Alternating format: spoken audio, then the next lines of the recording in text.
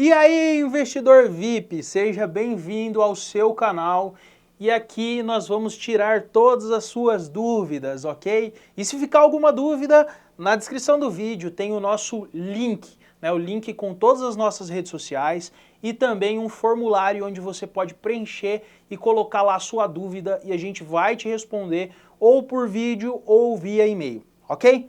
Então é isso aí, vamos lá, vamos para o vídeo de hoje que é sobre FII, né? Não é o FII que a gente utiliza aqui no Paraná. Herbert, que FII é esse? Então aqui a gente tem um ditado, né, uma gíria popular que a gente chama todo mundo de FII. E aí, FII? Bom? Ô, FII, tudo certo? E aí, FII? Enfim, não é esse tipo de FII, tá? O FII que eu vou falar hoje para vocês é o Fundo de Investimento Imobiliário. Afinal, que troço é esse? Né? Que trem é isso? Vamos lá, vou te explicar de forma que você entenda na linguagem de um VIP, vindo do interior paranaense, tá? Vamos lá. O Fundo de Investimento Imobiliário, ele é uma instituição onde faz gestão de dinheiro de investidores no mercado imobiliário. E ele pode variar tanto de fundo imobiliário de tijolo quanto fundo imobiliário de papel. Herbert, mas como assim de tijolo e de papel? Tijolo, pessoal, é o fundo que investe em imóveis físicos. E papel é o tipo de fundo que investe em dívidas do mercado imobiliário. Então, vou te dar um exemplo aqui do fundo de papel. Uma empresa, uma construtora gigantesca, ela vai lá e emite uma dívida para fazer uma captação de dinheiro para construir um empreendimento gigantesco. Né? Então, por exemplo, aqui em Cascavel está sendo construído o Square Life Center. Né? São duas torres que a princípio serão os dois prédios maiores de Cascavel. Uma vai ser comercial e uma vai ser residencial. Na base da torre vai ter estacionamento e um mercado. Então, assim, é um empreendimento gigantesco, bem ao lado do Shopping JL, vamos falar assim, entre o Shopping JL e a prefeitura. Né? Então, gigantesco. Então vamos supor que esse empreendimento ele está sendo construído, se eu não me engano, pela Saraiva em parceria com uma outra empresa. Eles precisam fazer captação de dinheiro para investir, para fazer essa construção, porque às vezes essa empresa não tem dinheiro líquido em caixa. E eles fazem isso através de emissão de dívidas, né? Aí, essas emissões de dívidas, elas são compradas, por exemplo, por um fundo imobiliário. Então é como se o fundo imobiliário tivesse emprestando dinheiro para aquela construtora. E com o lucro daqueles imóveis e tudo mais, aquela construtora ela paga os juros e o capital emprestado para o fundo, ok? Então esse é um fundo de papel. E quando a gente fala de fundo de tijolos, é quando o próprio fundo trabalha diretamente com os imóveis, ou seja, ele não está emprestando para uma construtora, ele mesmo está construindo. E além do fundo de tijolo e o fundo de papel, também existem os fundos híbridos, né? Que são fundos que investem tanto em tijolo, ou seja, tanto em prédios físicos, quanto em papéis, né? Em compras de dívidas no mercado imobiliário, ok? Então, isso só para você entender um pouco mais. E quando a gente fala de fundo de tijolo, então a nossa especialidade aqui no canal é sobre fundo de tijolo, principalmente, né, que trabalham diretamente com os imóveis. Quando a gente fala em fundo de tijolo, existe uma variação de fundo de tijolo. Então tem fundo de tijolo que é especialista em shopping, né, então só trabalha ali com construção de shopping ou investimento diretamente em shopping centers. Existem fundos que só investem em galpões logísticos, né, então pega barracão na beira da BR, compra vários barracões e alugam para grandes empresas, tanto multinacionais, a Amazon, Mercado Livre, enfim, alugam para essas grandes empresas. Existem também especializados em construção de torres residenciais, né, que trabalham tanto com alocação quanto também com compra e venda, né? Então construção e venda no caso. Existe também fundos com lajes corporativas que são chamados. Herbert, o que é isso, lajes corporativas?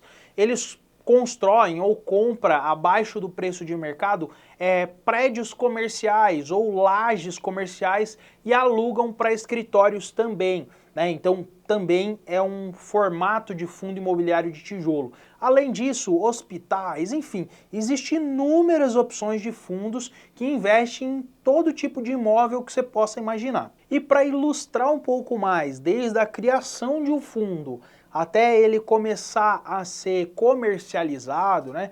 E afinal, como que funciona a compra e venda desses fundos? Por que que é na Bolsa de Valores? Eu ilustrei através de uma historinha. Eu escrevi uma historinha aqui para vocês, né? E eu vou ler essa história para você entender um pouco mais de como funciona. Então imagine você, um grupo de amigos apaixonados por imóveis e investimentos. Além disso, eles conhecem assim muita gente que quer investir. Porém, essas pessoas não querem assumir o risco de comprar um imóvel, investir uma grana e não conseguir alugar às vezes, né? Fica com ele parado e às vezes não tem potencial para investir em vários imóveis.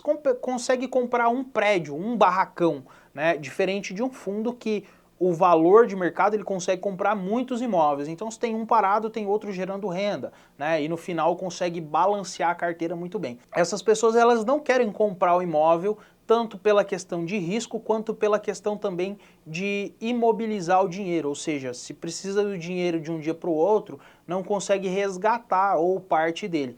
Então, esses amigos, eles conhecem muitas pessoas nesse sentido.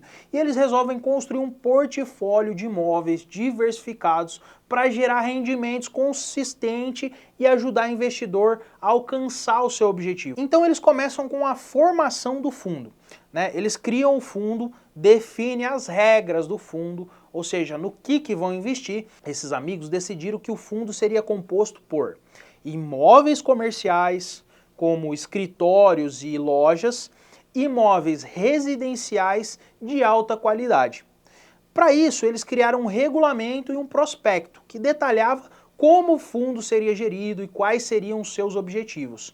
Então, eles passaram para a segunda fase, que era a captação de recursos. Então, eles começaram a conversar com todos os conhecidos, com a galera que queria investir, que tinha a porva, tinha o cascaio e queria investir, mas às vezes não tinha dinheiro suficiente para comprar um imóvel inteiro, ou não estavam dispostos a ter que gerenciar imóveis, ou lidar com imobiliárias e tudo mais. Eles marcam uma data para abrir a captação de dinheiro de investidores interessados. Eles explicam aos investidores que ao comprarem as cotas do fundo, eles estariam investindo em um portfólio diversificado de imóveis, sem precisar comprar nenhum imóvel diretamente.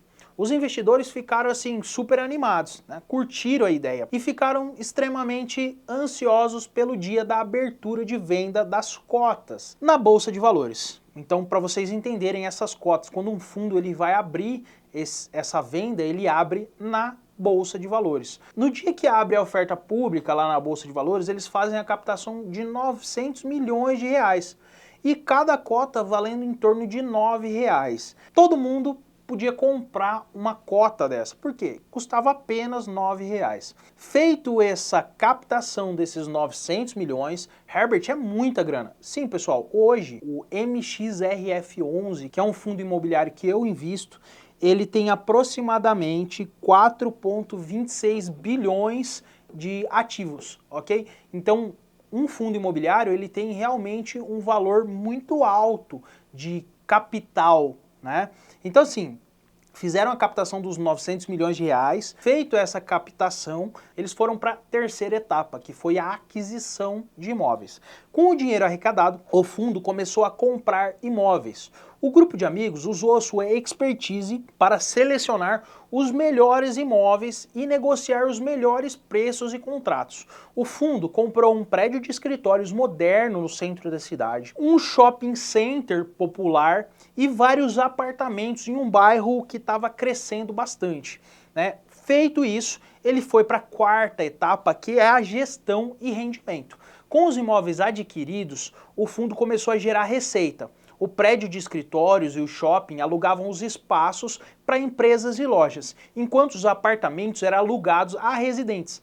A receita gerada com os aluguéis foi usada para pagar as despesas do fundo e, após isso, foi distribuída para os investidores na forma de dividendos, de acordo com o número de cotas que cada um possuía. João, por exemplo, possuía R$900, ou seja, possuía 100 cotas.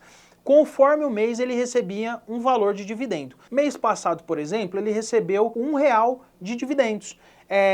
No próximo mês ele recebeu R$ 1,20, né? Com o passar do tempo ele recebeu o dinheiro que permitia ele comprar novas cotas do fundo lá na Bolsa de Valores. E conforme o desempenho do fundo, ou seja, conforme o valor dos rendimentos e as cartas que eram divulgadas explicando como estava o fundo, os preços da cota podiam subir ou descer, parecido aí com os preços de ações. Por quê? Porque as cotas, assim como as ações, são negociadas na Bolsa de Valores. E como o fundo estava indo muito bem, os valores da cota, que foram lançados lá no início por R$ 9,00, eles subiram para 11. E João, além dos dividendos, ainda lucrou com a valorização das suas cotas. As cotas que no início valiam R$ 900, passou a valer R$ 1.100. E aí entra um ponto muito importante.